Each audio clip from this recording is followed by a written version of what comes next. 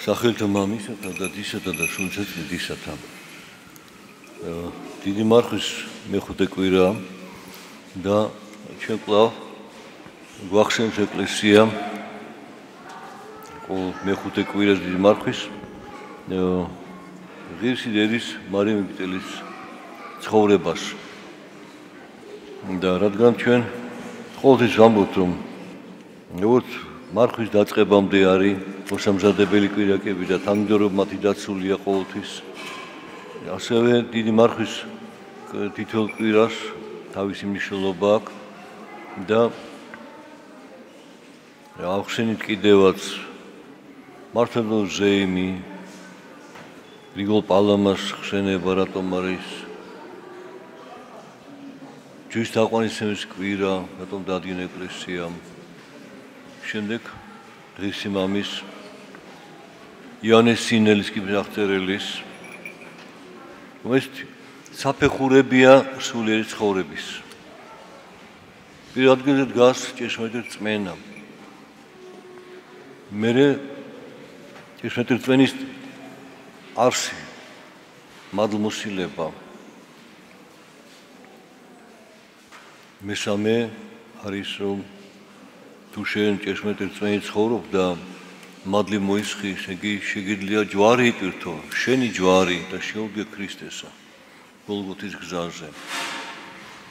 ხოლო მეოთხე კვირა ჩვენ გახსენეთ, რომ ღვაწლის გარეშე, სულიერ ღვაწლის გარეშე ვერც ჯვარს იტვირთავ, ვერც მადლს მოისხავ და ჭეშმარიტი რწმენა იქნება გარეგნული მხოლოდ სიტყვის დონეზე დეკლარირებული და არა არსებითი.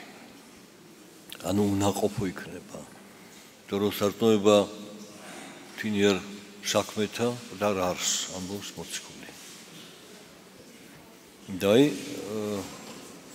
დღევანდელ კვირას ეკლესია გვახსენს მარიამ მიგდელს, თქვენ მიცით მისი ცხოვრება, რომ სიყმის სიჭაბვის ასაკში 12-19 წლის ასაკში და ასე ვიღაც ნაცისმა მამაკაცმა ალბათ წარმართულად ცხოვრობდა, გარყნა იგი. და შემდგომი ცხოვრება გარყვნებში მიედინებოდა ვიდრე 30 წლამდე 17 წელი სულ სიბილტეში ცხოვრობდა. მაგრამ საოცარი კადნიერება ჰქონდა. ის კი არა, რომ ამას ასეთ ცხოვრების სიცოცხლის სახსარი ჭირდებოდა და იმიტომ აკეთებდა. არა. ის თვითონ ამ დაცემის ზეიმობდა თავის გამარჯვებას, რომ კიდევ ერთი შევასწინე, კიდევ ერთი შევასწინე, კიდევ ერთი შევასწინე და აი ამ განწყობით ის გაემგზავრა მომლოცველებთან ერთად იერუსალიმში გემით. ამ განზრახვი წავიდა არა სიწმინდესთან მისახლოებლად, არამედ რომ გამოეცადა თავისი ძალა და მართლაც გემზე აღარ დარჩა, მამაკაცს არ დაეცა მასთან სიძისოდვით. ზეიმობდა და სანამ უფალმა არ მიხედა მას და არ მიმადლა სინანული. როგორც მტკიცე იყო ცოდვაში, ისე მტკიცეთ იყო იმ სინანულში. და ესაა ჩვენთვის მაგალითი, რატო ეკლესია გვახსენებს რა განას ცოდვილის მეტი რა არის ქვეყანაზე. და თუნდაც ეკლესიის ისტორიაში რამდენი ვიცით, აი მინდა ბარბარი, რომელიც ავაზაკი იყო და მერე თქვათ მოიქცა, ან ვიღაცა იყო და ყრელობა ჩაიდინა, მერე მოიქცა.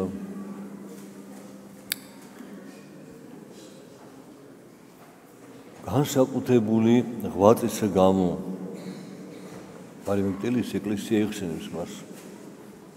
დაადგინა ეს დღე, მოხსენებთ, რომ ძალუც უფალს ცოდის უფსკვლიდან ამოყვანა ადამიანისა, სიბილტის მორევიდან ამოყვანა ადამიანისა და ეს სიტყვის სიმაღლეზე მისი აყვანა. მაგრამ არის ერთი პირობა, მთავარი პირობა, რომ რაოდენ დიდია მისი სინანული, რამდენ გულწრფელია მისი სინანული.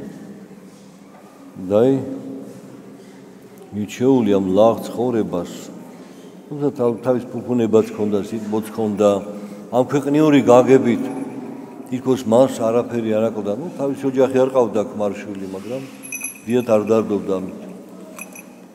რომ მოენდომებინ ალბათ ვიღაცა მამაკაცაც კიდე შეირთავდა ქმრად. ცოტა კი არ გაყვებოდა, აქეთ მოიყვანდა. მაგრამ მან ყველაფერზე უარი თქვა. წავიდა უდაბნოში. სინანულის გარეშე შეუძლებელი ცხონება. ეს ყველაფერი აუცილებელია, მაგრამ თუ თან არ ახლავს სინანული შენ მოღვაწეობას, თუ სინანული არ ახლავს შენ სარწმუნოებას, მაშინ შეიძლება ის ლოცა და ღვაწლით საზრდო იყოს ამ პარტავნებისა. აი რამდენს ლოცულობ, ღვიძარება არ მაკლია, აი რაღაც სასწაულებით მომიხდენია და დაემსგავსება ფარისეველს, მადლობ და უფასრო, ამას ვაკეთებ, იმას ვაკეთებ, მაგრამ არა ვარ ისეთი როგორც ხვები არიან, თუნდაც ეს მეზვერე. აი სადამდე შეიძლება სინანულის გარეშე მოღვაწეობა მიიღოს ადამიანი. გონია რომ ადგა, ამ დროს უფრო ღრმად ეცემა. ეს ხიბლია მოღვაწების ესეთი ხიბლიც არსებობს. და ამიტომ ეკლესია გვახსენს, რომ უფალმა იმიტომ გითხრა ჩვენ, რომ მრავალნი იტყვიან მარჟამს და შინა უფალო, უფალო, შენი სახელით სასწაულებს ვახდენდით, მკურნავდით, წინასწარ მეტყველებდით, აღვადგენდით და უფალი ეტყვის მათ, არ გიცნობ ვინ ხართ, მოქმედნი უსჯულოებისანი. რამით არა ყოფდით ნებასა, მამისა ჩემისასა. ანუ ფითნებური მოღვაწეობა არ არის სათნო ღვთისათვის. და რომელია თვითნებური მოღვაწეობა? როდესაც ადამიანი თავის იღებს რაღაცას, გეგმებს აწყობს, ამას ვიზამ, იმას ვიზამ და უგულისხმოა იმის მიმართ, თუ რა საშუალებას უგზავნის მას უფალი ყოველ დღე მისი ხსნისათვის. იმას უგულებელყოფს და თავის გეგმებს ახორციელებს. და იმ მარიამ მეგწელი სწორედ არის ეს მაგალითი იმისა, რომ მან ყველა თავის საქმე უარყო. აღარ დარჩა ერში, არც მონასტერში. რადგან თვლიდა რომ არ იყო ღირსი ამისა და წავიდა უდაბნოში და გლოვობდა თავის ცოდვებს, თავის მდგომარეობას. რა ღვაწლი ჰქონდა იქ, რამდენ კანონფსალმს კითხულობდა, არ ვიცით. შეიძლება არც ჰქონდა მას ფსალმი. მაგრამ როდესაც სინანულით იწმინდება ადამიანის გული და გონება, უფალი ასწავლის მას ლოცვას. ეს ოდენ დიდია მნიშვნელობა სინანულისა. გულწრფელი ღრმა სინანულისა. და ისევ ეს მაგალითი ჩვენ მოგწევ მარიამ მიგდელის ცხოვრ გახსენებით ეკლესიამ, რომ არ არის საკმარისი, რომ ერთხელ მოინანიო, ორჯერ მოინანიო, სამჯერ მოინანიო. როგორ ამბობს, ამდენი ვაპატიო ჩემ ძმასო, 7 გზისო? ერთ დღეში, არა, 60-ჯერ 7 გზის, ანუ ყოველ თუ გადავითვლით ახლა მათემატიკა იმდენი ვიცით, 24 საათში როგორ არის 7-ჯერ 70, ესე იგი რამდენი 490, ხო? თუ არ ვცდები. და ახლა ეს 24 საათი 490-ზე რამდენი ყოველ 3 წუთში უნდა შენდობას ითხოვდა. და მზად იყო აპატიო კიდე სხვას. შენ თვითონ ითხოვდე შენდობას და სხვას პატიობდე. როგორია, ესე იგი სულ სინანულში უნდა იყო ფაქტიურად. ვერ მოასწრებ ერთ ლოცვის თქოს, ეხლა მეორეს იწყებ, იმას დავწერე, ის ახალს იწყებ და რატო ესე? სხვა გზა არ არსებობს. აი ესეთი მიმდინარეობა არის, შეიძლება ვთქვათ მაჰმადიანში, მაგრამ არც მაჰმადიანები არიან, საერთოდ სუფიები, ესეთი სუფიზმი არის მიმდინარეობა მისტიკური მაჰმადიანობაში და იყო ერთი რუმის სულთანი, ჯალადინ რუმი, არა ის ჯალადინია, რომელსაც თვის დაარღვია, არა. ის სხვა ჯალადინ რუმი, რომელიც იყო ფილოსოფოსი, ღვთისმეტყველი, თავის გაგებით ხადია და განათლებული ადამიანი, ბრძენი. ერთხელაც თავის ამალით მიემგზავრებდა ცხენზე ამხედრებული და წინ გადაუდგა ერთი სუფია, ცნობილი იმ დროს სუფია. და სუფიები უპაუარებით ცხოვრობენ, სიმდიდრეს უარყოფენ. და სუფია უთხრა სულთანო, შეიძლება რომ ბრძენი გონიო, მითხარ რა მეტიაო? სინანული თუ სიყვარულიო? დაფიქრდა და ვერ გასცა პასუხი და მე მივიდა ამ სუფიასთან და უთხრა შენ ჩემზე მეტი გწოდნიო და მასწავლეო. ასწავლე. და ჩვენ ვხედავთ ამ სუფიების ცეკვებს, ტრიალებენ და სულ სიყოზე სიხაულში არიან. სინანული ნაკლებად. აღარ აქვს სინანული. ისინი ხო წმინდანები არიან. და ექსტაზში არიან, სიყვარულის ექსტაზში არიან. უკვე ამ სოფელს აღარ ეკუთვნიან. ქრისტიანობა ეს არის ის. ისიც რომ სინანულის გარეშე გული ვერ განიწმინდება და თუ გული ვერ განიწმინდა, იქ სიყვარული ვერ დამკვიდრდება. თავს მოიტყვევთ. ამიტომაც გეუბნება უფალი და ჯერიონათლის სემელი და მე მაცხოვარი შეინანეთ, რამე თუ მოახლოვთ სასופელ ცათა. კი მოახლოვდა, მაგრამ თუ სინანული არა გაქვს, შენ თანაზიარი ვერ გახდები სასופელისა. თუ სინანული არა განსა თვისაცოდათა ღვთის სიყვარულში ვერ შეხვალ. და შენში ვერ აღმოცენდება ის ღვთიური სიყვარული. არა მშვინიერი, რომ ჩვენ გვიყვარს ჩვენი ახლობლები და კიდევ რაღაცა გვიყვარს, გემრიელი საჭმელებიც, კაი სამოსელიც, კომფორტული ცხოვრება. როგორ არ გვიყვარს? თანამდებობაზე ყოფნა, ყველაფერი გვიყვარს ამ სოფლში, მაგრამ ეს არაა სიყვარული. ეს არის ხიბლი ამ სოფლისა. ჩვენ ამაზე ვარს კი არა, მაგრამ არ მოიხიბლოთ. თანამდებობა გაქვს, შენი მოულებაში შესული. მოგიწერ სიმდიდრე, არ დაივიწყო გლახაკი. შენ გაქვს საჭმელი ბევრი, გაუყავ იმას, ვინც არა აქვს. ანუ ასე იზრდება სიყვარული ადამიანში. და შენ გახსოვს გაჭირვებული, შენ გვერდში მყოფი, გლახაკი, დავრდომილი, სნეული და თანაზიარი ხარ. მაგრამ ეს ხო ძნელია.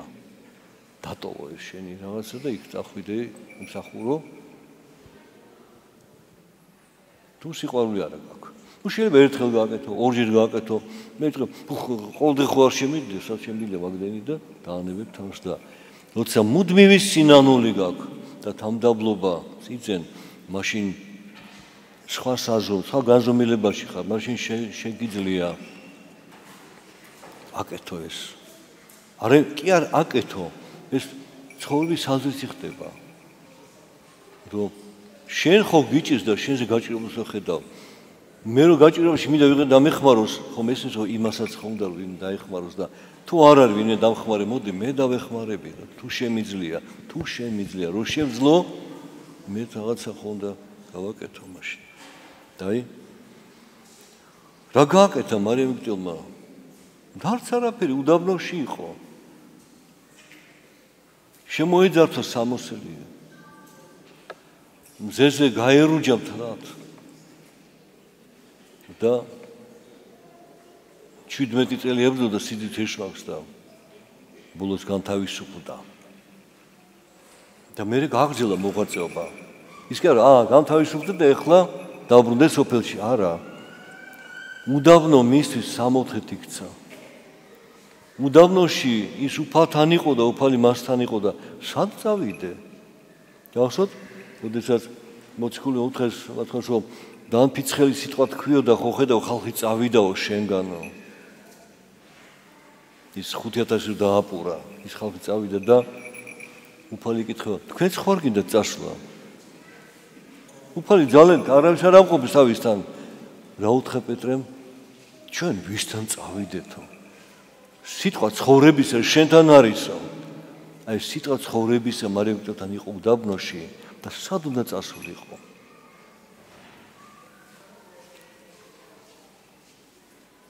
ბერიზოსიმ გაოცდა, როცა დაინახა, რომ იორდანეზე გადაიარა ხმელად ეს თითქოს არც იყო წყალი.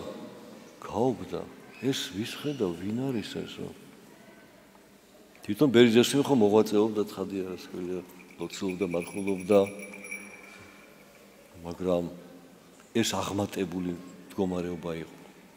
ამიტომ თხოვდა, დედო მარიამ, შენ მაკურთხე. მე ვინაო რომ მე შენ გაკურთხო? არა, შენ მღვდელი ხარ, ნახე? რა სიმაღლეზე ავიდა რომ ის იოღდა ნავს რომ შენ მღვდელი ხარ, რას შენ მღვდელი ხარ? ადამიანი პიროვნები კი არა.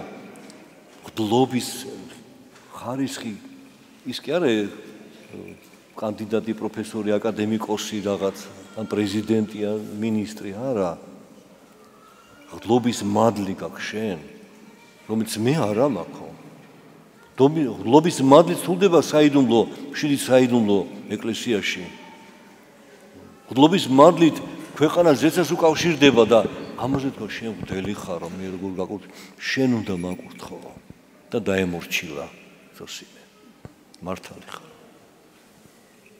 არის პირადი ღვაწლი, რაც მარიამს ჰქონდა და არის ღვთივბოძებული მადლი, რაც ბერძოსიმეს ჰქონდა უთმთელ სახურს. ორივე მადლია, მაგრამ ერთი ღვთისაგან ბოძებული და მეორე ადამიანის ღვაწლით მიღწეული. აი ამას გვაჩვენებს ჩვენ სწორედ დღევანდელი დღე, რომ პირადი ღვაწლი არ შეიძლება იმ მღვდლობის მადლზე დავაყენო. მღვდლობის მადლი პიროვნებს არ იყოს, მე არ მეკუთვნი, შენ არ გეკუთვნი, იმას არა. უფალმა მოგცა, რომ შენ გაამრავლო მადლი ქვეყანაზე. არ ამრავლებ, დაიჯები უმძიმესად. ეგ შენი პრობლემა არის. მაგრამ ხო ითხოვე და ხო მოგეცა და ეხლა იმოქმედე, ხო შეგიძლია. აკურთხე, დალოცე, მონათლე, აზიარე, შეუნდე, სასופელი კართან მაინც მოიყვანე ვინმე. ესაა მადლობის მადლი. მაგრამ შენ თუ არ შედიხარ იქ, იმას როგორ მოიყვან? მაგრამ აი ბერმა ზოსიმს დაინახა და მარიამა უფრო მეტი დაინახა. არა, შენ მღვდელი ხარო. ანუ აქედან ჩანს მისი სიმდაბლე, ის ხიბლში არ არის თავისი მდგომარეობის გამო. ის ვერც კი ამჩნევს, რომ იორდანეზე გადაიარა, თქოს ჰაერში ესე გაიარა და გამოიარა. ამას ვერც კი ხედავს ის. რატო? ის უკვე ორგანულად სხვა განზომილებაში ცხოვრობს. თუმცა სხეულთ აქ არის. აი ამას გვახსენებს ჩვენ ეკლესია, რომ ჭეშმარიტი სინანულით ადამიანს შეუძლია მიაღწიოს იმ საოცარ სიმაღლეს სულიერი ცხოვრების, მაგრამ უდაბნოში და საჭირო უდაბნოში წასვლა? კარგია უდაბნოში წასვლა, მაგრამ უდაბნო აქაც არის.